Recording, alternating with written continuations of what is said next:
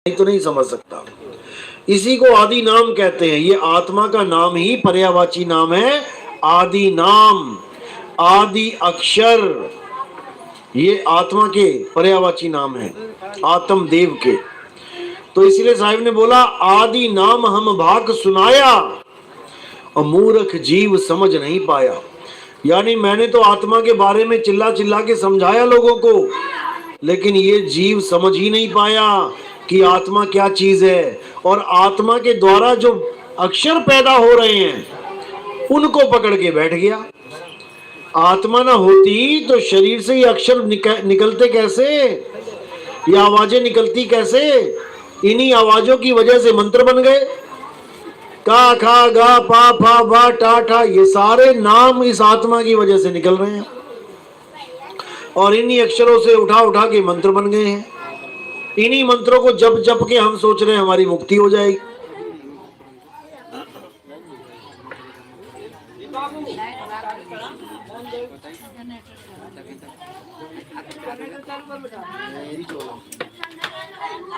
दो लख पावे मिटे संदेहा। ये सारे जगत में ये जो देही ज्ञान चल रहा है यही तुम्हारे पतन का कारण है। यही तुम्हारी मुक्ति जो नहीं हो रही है इसका कारण देही ज्ञान ही है। सतयुग आया, सतयुग बीत गया, त्रेता आया, त्रेता बीत गया, द्वापर आया, द्वापर बीत गया, कलयुग भी बीत जाएगा। आज भी हम यहीं बैठे हुए हैं। सतयुग में आए, बहुत से जप तप किए, पूजा पाठ किए, व्रत किए, यज्ञ किए, हवन किए, वापस आ गए, मुक्ति नहीं मिली।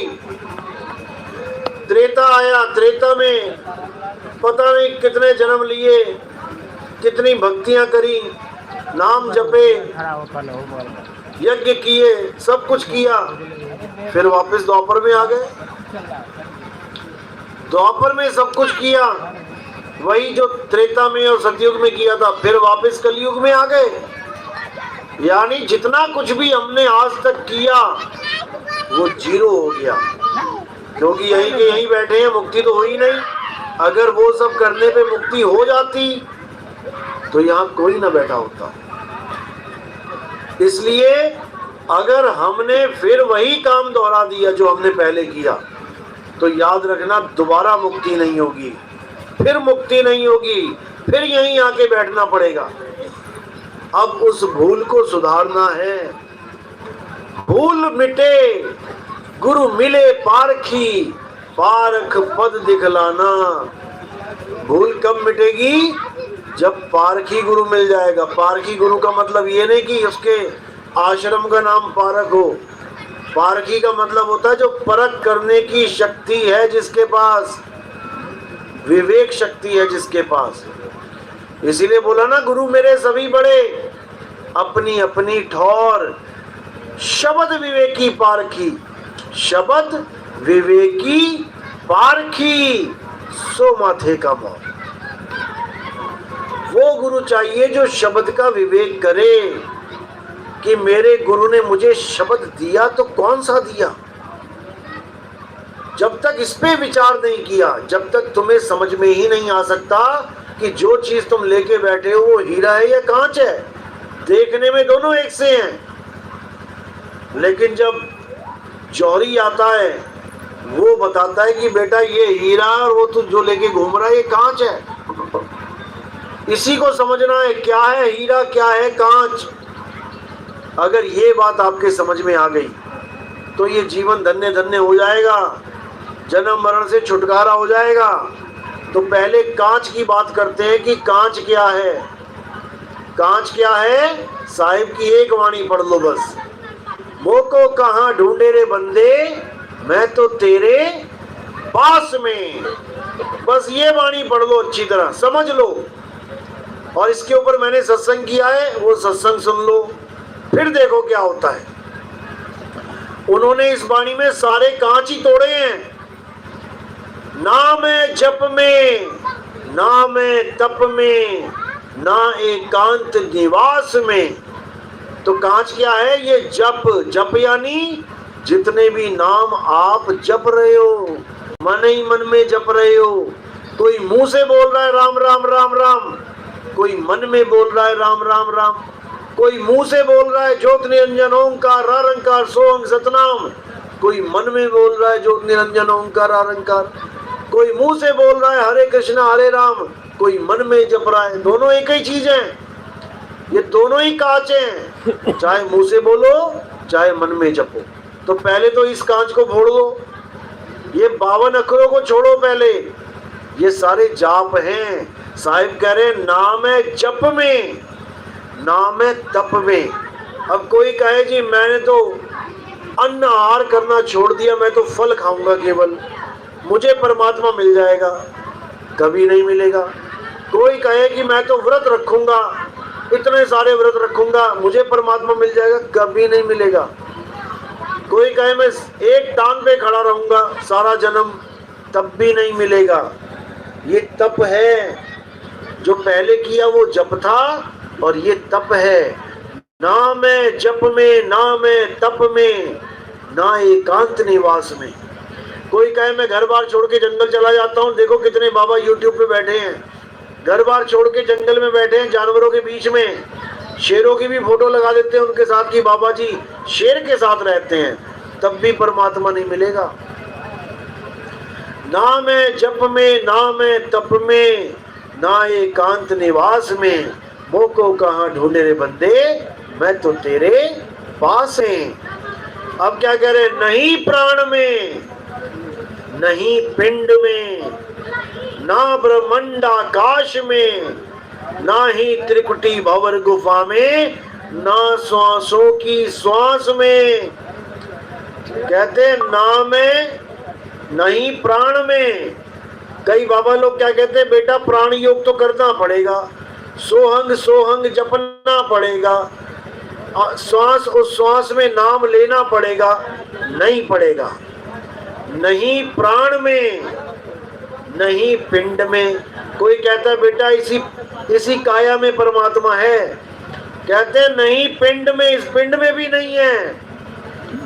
नहीं प्राण में, नहीं पिंड में, ना ब्रह्मांड आकाश में। कोई कहता बेटा ये दोनों हाथों के बीच में, ये दोनों हाथों के बीच में परमात्मा है, और इसको खींच के ऊपर तक ले जाते हैं। देखो पूरे आसमान में परमात्मा ही परमात्मा है, इसको कोई काट नहीं सकता, इसको कोई जला नहीं सकता, इसको कोई सुखा नहीं सकता। यानी इस निरंकार, इस निराकार की बात कर रहे हैं, इसको निराकार मान बैठे हैं, इसी को परमात्मा मान बैठे हैं। कहते हैं ना ब्रह्मांड आकाश में, आकाश की तरफ देखोगे तब भी नहीं मिलेगा। नाम है त्रिकुटी, ये त्रिकुटी है। 99% गुरु यही बताते हैं कि बेटा यही परमात्मा मिलेगा। और क्या स्वरूप मिलेगा? ज्योति स्वरूप मिलेगा। एक ज्योत जलेगी, उसको तुम देखते रहना, देखते रहना, देखते रहना, ज्योति ज्योत में समा जाएगी। अरे भाई जो उस ज्योत को देख रहा है वो कौन है, उसको जानो।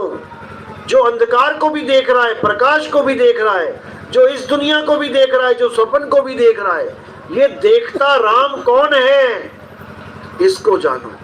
यही बोल भी रहा है, ये बोलता राम कौन है, इसको जानो।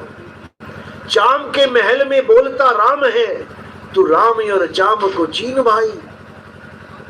इस आत्म घट को पहचान लो, काया घट से परे आत्म घट है, उसको जान लो, तब तुम्हारी मुक्ति होगी। क्योंकि तुम ही आत्मा हो, कोई और आत्मा नहीं है, तुम ही आत्मा हो।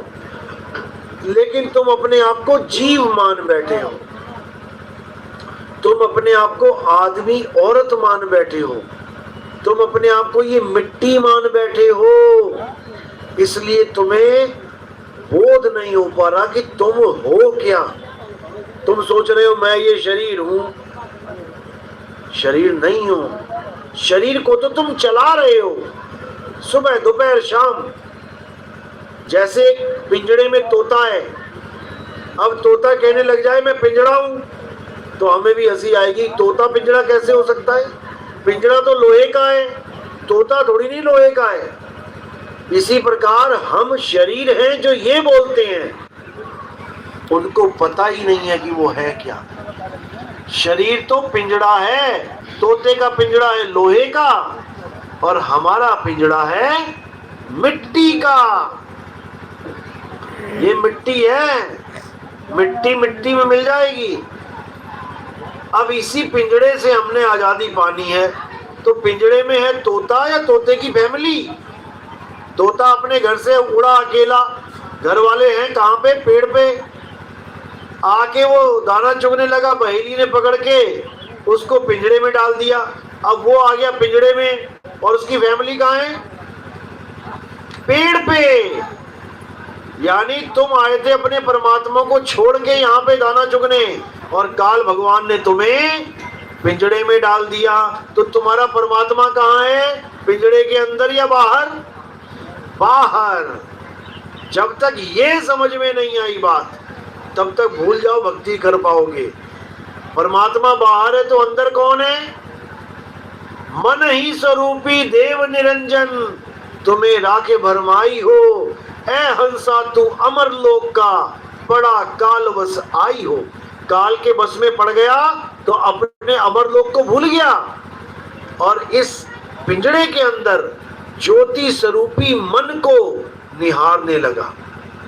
संतो तन खोजा मन पाया, मन ही श्रोता मन ही वक्ता, मन ही निरंजन राया। ये जितनी आवाजें टूट टूट के निकल रही है, ये मन निकलवा रहा है, आत्मा की आवाज नहीं है। ये आत्मा के द्वारा ये पैदा हो रही है। और कौन बोल रहा है? मन ही बोल रहा है। कभी अच्छा अच्छा बोल रहा है, कभी माँ बहन की गालियां भी देने लग जाता है। जो लोग कहते हैं कि ये परमात्मा बोल रहा है तुम्हारे अंदर, नहीं, परमात्मा बोल नहीं रहा है, परमात्मा तो ताकत दे रहा है। इन बोल को जो मन के द्वारा, मन से सोचते हो तब बोलते हो, अच्छा सोचते हो अच्छा बोलते हो, बुरा सोचते हो बुरा बोलते हो।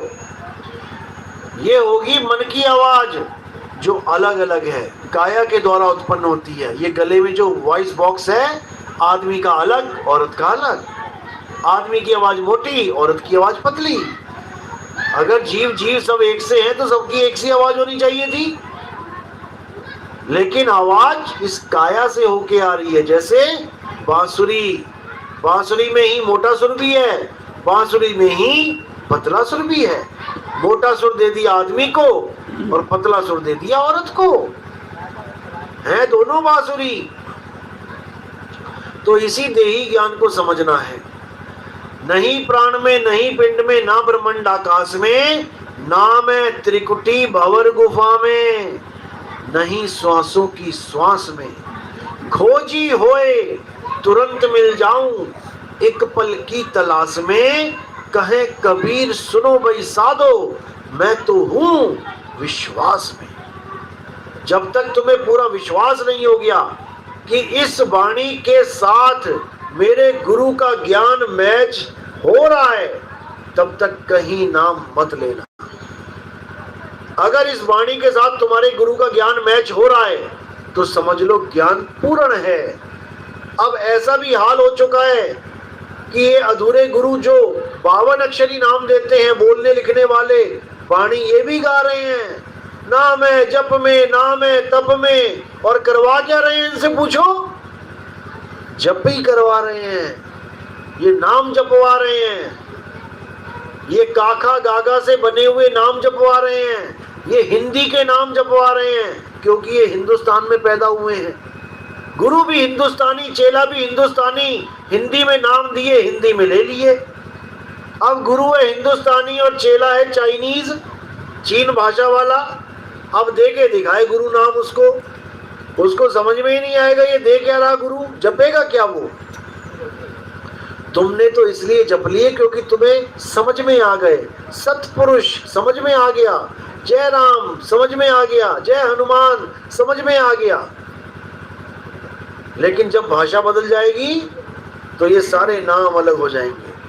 अब उनको वो ज्ञान चाहिए जो उनके ग्रंथों में है। तुम्हारे भगवान राम, तुम्हारे कबीर, तुम्हारे नानक से उनको कोई मतलब नहीं है। उनको ज्ञान से मतलब है कि हमें आत्म ज्ञान होना चाहिए। तो ये जितने भी नाम हैं ये सब आदमी के द्वारा बनाए गए नाम हैं, अपनी अपनी भाषाओं के। हिंदुस्तान में जो आदमी था, आदि मानव था, उसने हिंदी के नाम बना लिए। अंग्रेजों में जो आदि मानव थे उन्होंने अंग्रेजी के नाम बना लिए। जापान में जो आदि मानव थे उन्होंने जापानी के नाम बना दिए। हर देश में अलग अलग भाषाओं के नाम बन गए। अब अपनी अपनी भाषाओं में भगवानों के नाम रख दिए। अब सोचा इन्हीं को जब के भगवान मिल जाएगा, कभी नहीं मिलेगा। कबीर साहब कहते हैं तंत्र मंत्र सब झूठ है, इनमें न भर में कोय, और सार शब्द जाने बिना कागा हंस ना होए। सार शब्द जाने बिना, यानी सार क्या है? इस दुनिया में एक ही सार है, और वो सार क्या है? आत्मदेव ही सार है। हे अर्जुन, तू और मैं शरीर नहीं है, तू और मैं आत्मा है। शरीरों के मारे जाने पर भी आत्मा कभी नहीं मरती। इस शरीर को शस्त्र काट सकता है, अग्नि जला सकती है, वायु सुखा सकती है, जल भिगो सकता है, लेकिन आत्मा को कोई कुछ नहीं कर सकता। तो आत्मा ही सार है, और इसी आत्मा को सतनाम भी कहते हैं। दो प्रकार के नाम हैं, एक सतनाम, एक झूठा नाम, असत नाम। सतनाम वो है जिसका कभी नाश ना हो। असत नाम वो होते हैं जो खिर जाते हैं, खंडित हो जाते हैं, टूट जाते हैं। तो साहिब कह रहे हैं मुंह से बोले जाने वाले जितने भी नाम हैं ये सब खंडित नाम हैं। इसके लिए साहिब ने बोला 52 अक्षर लोक त्रय, सब कुछ इन्हीं माही, ये आखर खिर जाएंगे, वो आखर इनमें नहीं। ये आखर खिर जाएंगे, खत्म हो जाएंगे, कच्चे घड़े की तरह टूट जाएंगे।